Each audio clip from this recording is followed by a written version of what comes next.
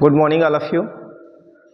चलिए हमारा आज का टॉपिक है ये आपका नवोदय है ना, नवोदय। ठीक है, तैयारी के लिए, नवोदय भर्ती के लिए, कक्षा 6वीं के लिए। ठीक है, क्या देखिए आपका सबसे पहले संख्या है ना, संख्याएं। तो यहाँ पर ध्यान रखेंगे, क्या ध्यान रखेंगे कि दार्शनिक पद्धति है ना।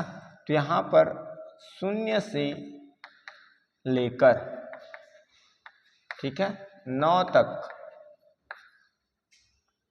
के अंकों को गणित का आधार कहते हैं। ठीक है, गणित का आधार अंक, आधार कहते हैं। ठीक है ना, 0 से लेकर 9 तक के अंकों को क्या कहते हैं? गणित का आधार कहते हैं। इसी से है ना, इसी से मिलकर अन्य संख्याएं बनता है। ठीक है, इससे अन्य संख्याओं का निर्माण होता है, अन्य संख्याओं का निर्माण होता है। ठीक है, तो ये संख्याएं हो गया। तो संख्याएं आपका देखिए प्रकार देखते हैं। प्राकृत संख्या, ठीक है, प्राकृत संख्या को हम क्या कहते हैं? देखिए नेचुरल नंबर। क्या कहते हैं? Natural number. ठीक है ना, प्राकृत संख्या को हम क्या कहते हैं? Natural number. यहां पर देखिए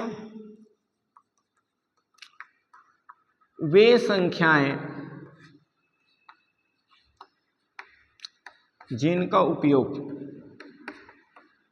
ठीक है, किसी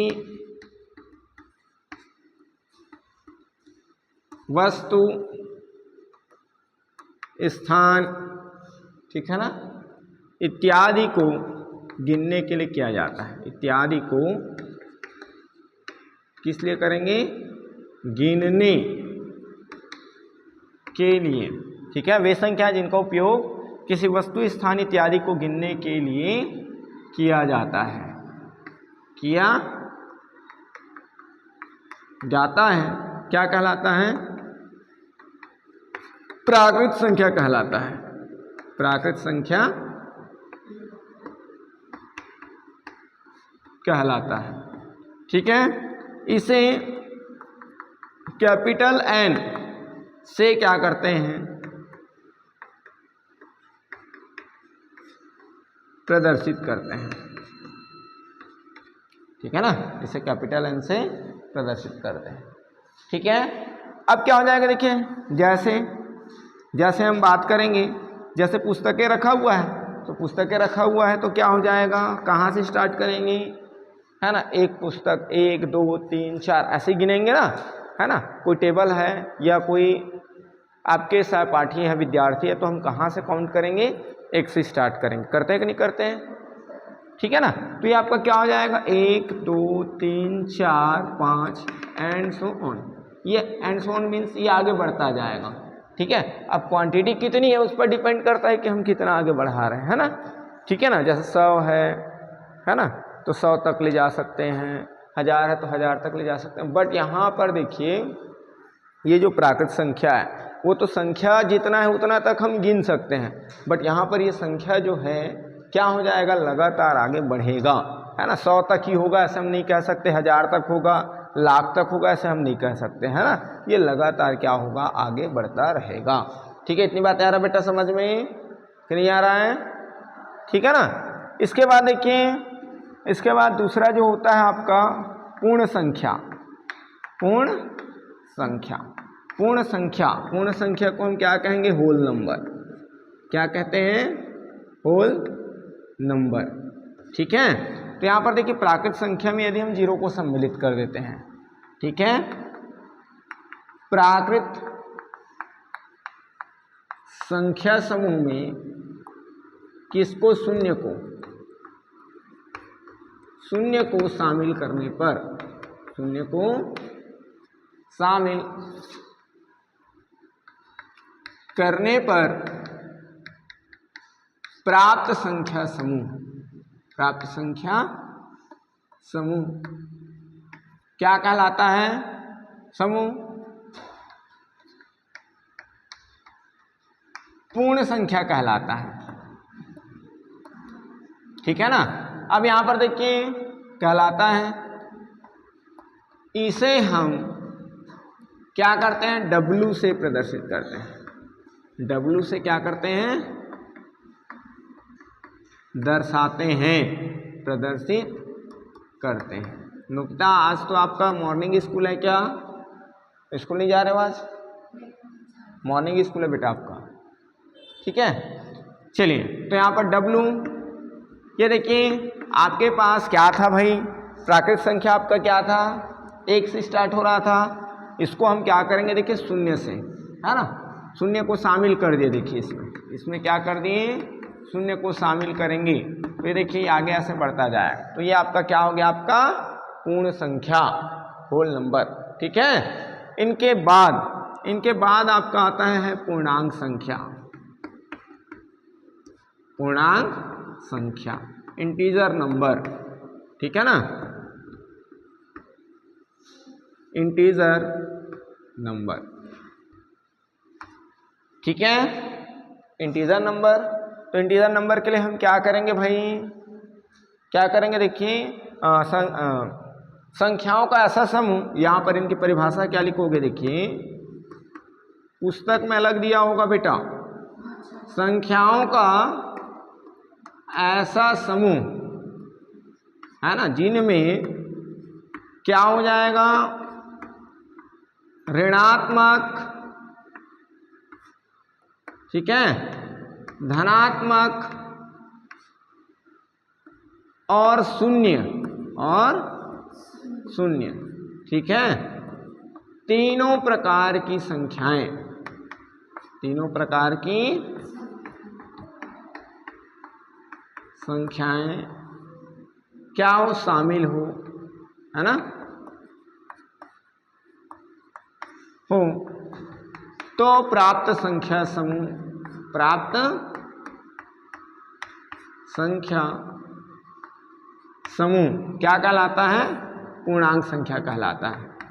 प्राप्त संख्या समूह को पूर्णांक संख्या कहते हैं,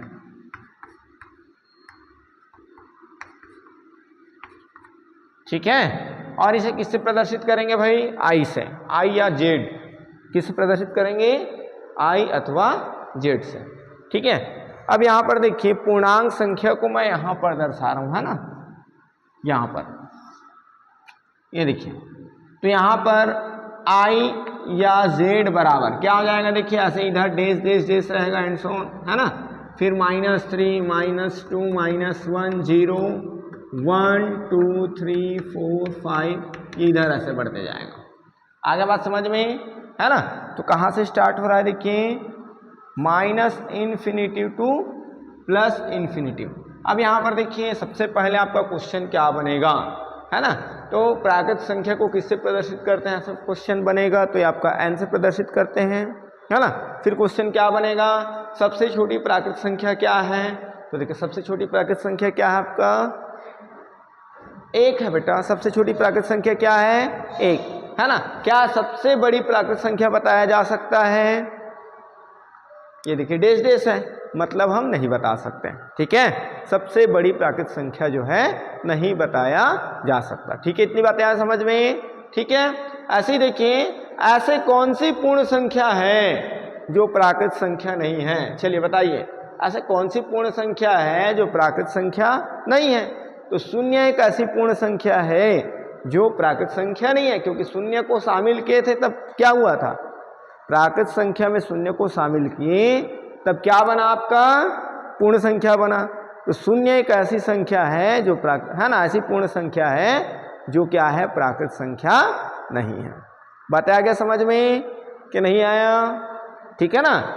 अब यहाँ पर ये जो आपका पूर्णांक संख्या है ना, पूर्णांक संख्या में क्या हम छोटी संख्या बता सकते हैं? नहीं बता सकते, क्योंकि हम देखिए पीछे जाएंगे तो जितना पीछे जाते जाएंगे उतना हमको छोटी संख्या मिलेगा। है ना। यहाँ भी हम बड़ी संख्या, देखिए पूर्ण संख्या, सबसे बड़ी पूर्ण संख्या हम नहीं बता सकते, बल्कि सबसे छोटी पूर्ण संख्या आपका क्या है, शून्य है। क्या आपका शून्य, क्या है सबसे छोटी पूर्ण संख्या, शून्य है, बल्कि हम सबसे बड़ी पूर्ण संख्या जो है नहीं बता सकते। ठीक है, बातें आ गया समझ में, है ना। अगला क्या हो जाएगा, देखिए ये जो पूर्णांक संख्या में तो तीनों प्रकार की संख्याएं हैं। तो ये जो ऋणात्मक, जितनी संख्या बड़ा मिलेगा इधर ऋण वाला, उतना ही वो क्या होगा, छोटा होगा, है ना।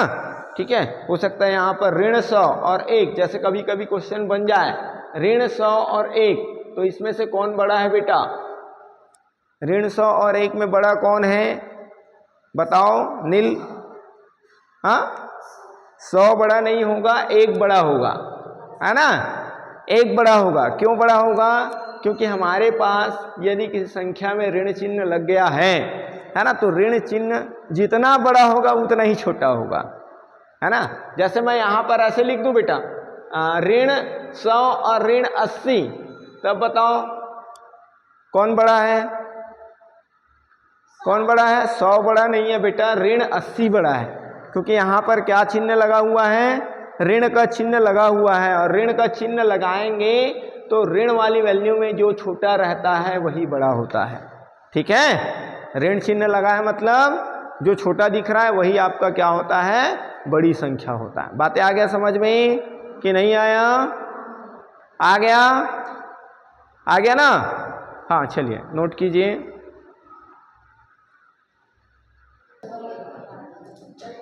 चलिए इसके बाद पूर्णांक संख्या के बाद आपका आता है भाज्य संख्या। क्या आता है, भाज्य, इधर ध्यान देंगे।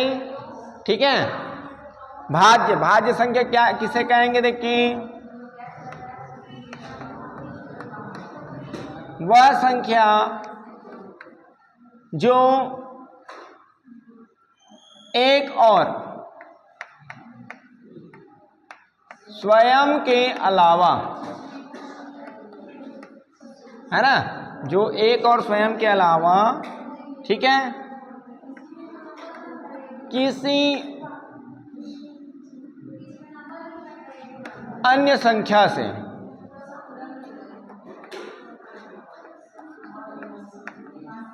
भी पूर्णतः भाग चला जाता है, भाग चला जाता हो, उसे भाज्य संख्या कहते हैं, है ना। जैसे यहां पर देखिए, जैसे आपका है 4, है ना, 6, 8, ये देखो 4 को हम किस से भाग दे सकते हैं, 1 से, 2 से और 4 से। तो एक और स्वयं के अलावा वो 2 से भाग जा रहा है, जा रहा नहीं जा रहा है ना। 6 को हम किन किन चीज़ों से भाग दे सकते हैं, 6 को 1 6 का 6, 2 3 6, 3 दूनी 6, 6 कम 6।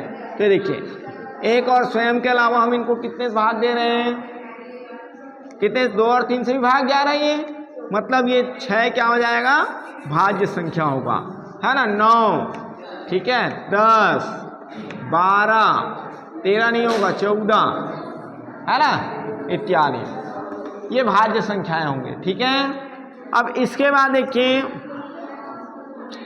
अभाज्य संख्या। अभाज्य संख्या, अभाज्य संख्याएं क्या हो जाएगा, देखिए वे संख्याएं जो एक और स्वयं से भाग जाता हो। ठीक है, वे संख्याएं जो केवल कितने से भाग जाते हो, जो केवल एक और स्वयं से, है ना, स्वयं से विभाजित होते हैं।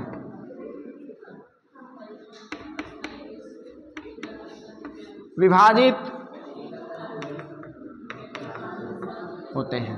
ठीक है, वे संख्याएं जो केवल एक और स्वयं से विभाजित होते हैं क्या कहलाते हैं, अभाज्य संख्या, है ना, अभाज्य संख्या कहलाते हैं।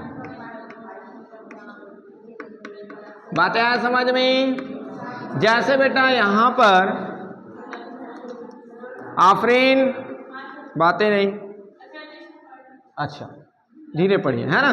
जैसे आपका क्या हो जाएगा भाज्य संख्या 2, 1 से भाग जाएगा और 2 से जाएगा, 3, 1 और 3 से 5, 1 और 3 से 7, और कौन जाएगा 11, 13, और कौन जाएगा 17, है ना, और 19, और कौन जाएगा जी 23, 29, 31, 37, है ना, और कौन जाएगा 41। आगे बात समझ में? 41 के बाद कौन जाएगा 43, 47, है ना। ऐसे आप आगे बात समझ में ना। चलिए इनके बाद आता है देखिए छठवां जो है सम संख्या, ठीक है ना। सम संख्या यहां पर लिखेंगे देखिए वे संख्याएं जो 2 से पूर्णतः विभाजित हो जाते हैं, 2 से पूर्णतः क्या हो जाते हैं विभाजित हो जाते हैं, ठीक है, सम संख्या कहलाते हैं।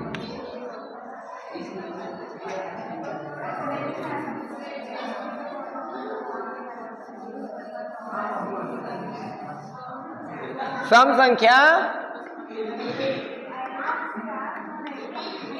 कहलाते हैं, ठीक है ना। अब 2 से पूर्णतः जैसे कौन कौन सा हो जाएगा, जैसे क्या हो जाएगा देखिए ये आपका सम संख्या 2, 4, 6, 8, 10, 12, 14, 16, 18, 20 ऐसे, ठीक है। अगला आपका हो जाएगा देखिए विषम संख्या, विषम संख्या। तो इसके लिए क्या क्या परिभाषा बनेगा, वे संख्याएं जो 2 से पूर्णतः, इधर ध्यान देंगे, 2 से पूर्णतः विभाज्य नहीं होते, विभाज्य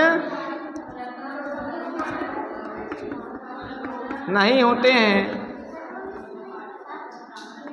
उन्हें क्या कहेंगे, क्या हो गया, अच्छा, है ना। वे संख्याएं जो 2 से पूर्णतः विभाज्य नहीं होते उन्हें क्या कहते हैं, विषम संख्या कहते हैं, विषम संख्या कहते हैं। बताया गया समझ में? जैसे क्या क्या हो जाएगा आपका 1, 3, 5, 7, 9, 11, 13, है ना, 15, 17, 19, 21, 23, 25, ठीक है। आगे बात समझ में, है ना। यहां पर ये भी लिख सकते हैं कि वे संख्याएं जिनके इकाई के अंकों का योग, इकाई का अंक क्या हो, 0 हो, 2 हो, 4 हो, 6, 8, है ना, तो क्या कहलाएगा वो सम संख्या। और इसमें विषम संख्या में ये भी लिख सकते हैं कि ऐसी संख्याएं जिनके इकाई का अंक 1, 3, 5, 7 और 9, ठीक है ना, तो उसे हम क्या कहेंगे, विषम संख्या कहेंगे। आगे बात समझ में कि नहीं आया, ठीक है। चलिए नोट करेंगे।